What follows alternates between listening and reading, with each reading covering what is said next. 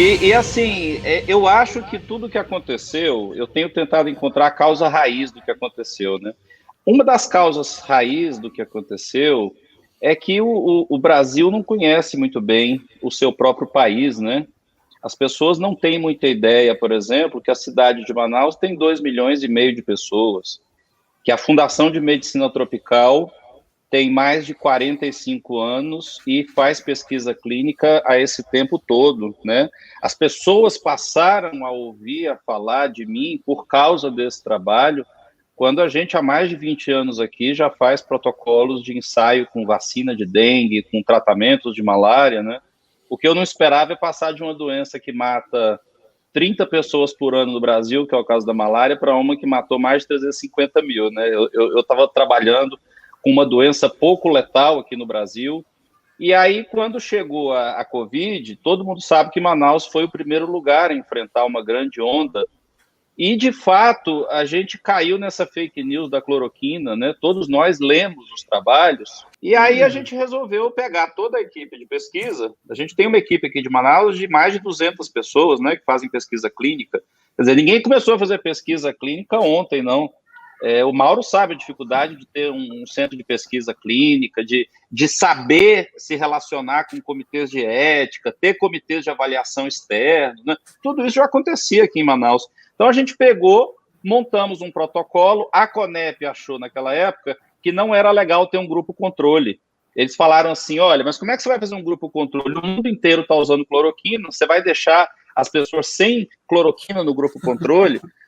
Aí eu olhei todos os protocolos que estavam em andamento no Clinical Trials, né, no mundo inteiro que estavam registrados, falei, bom, o pessoal está usando uma dose que aparentemente foi eficaz lá na França, mas os chineses usaram uma dose maior. E aí fui olhar todos os estudos, tinham doses altíssimas.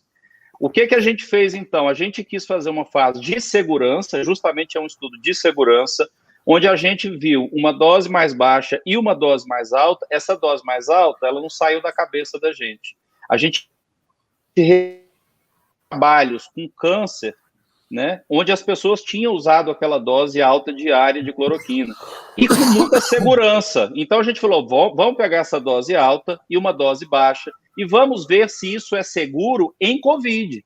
Porque uma coisa é ser seguro em malária, é ser seguro em lúpus, é ser seguro em câncer, mas o Covid pode ser diferente.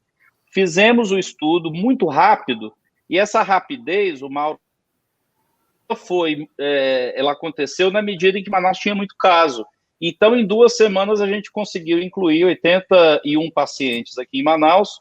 Quando fizemos a análise preliminar dos dados, o meu comitê técnico assessor olhou e falou assim, olha, o seu grupo da alta dose está tendo mais arritmia cardíaca. A gente queria que você parasse a alta dose, porque ela não é segura.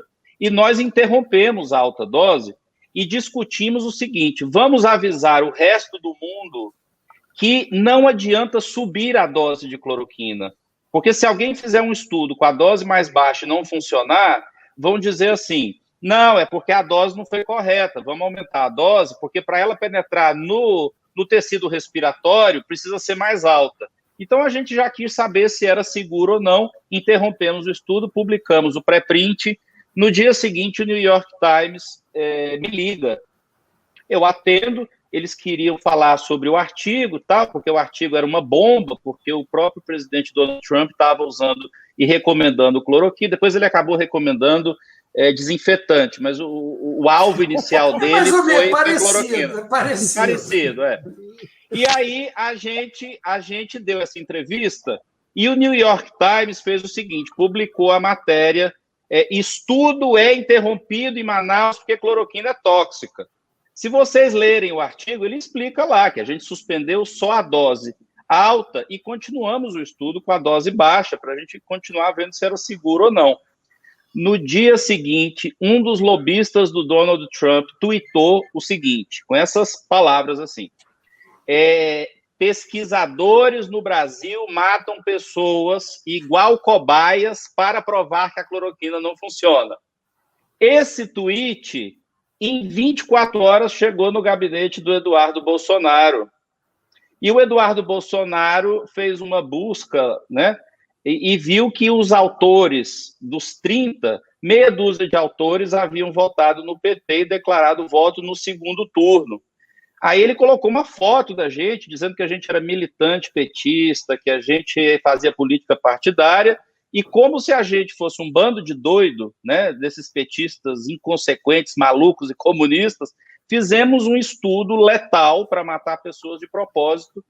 E vocês não sabem disso, mas esse post do Eduardo Bolsonaro faz amanhã exatamente um ano. Nós estamos falando aqui um ano depois que começaram os ataques ao nosso grupo. Esses ataques vieram por redes sociais, eu tive que ficar com escolta armada 2 semanas, pessoas ameaçando matar meus filhos, a minha família, dizendo que sabiam onde eu morava, que iam me seguir.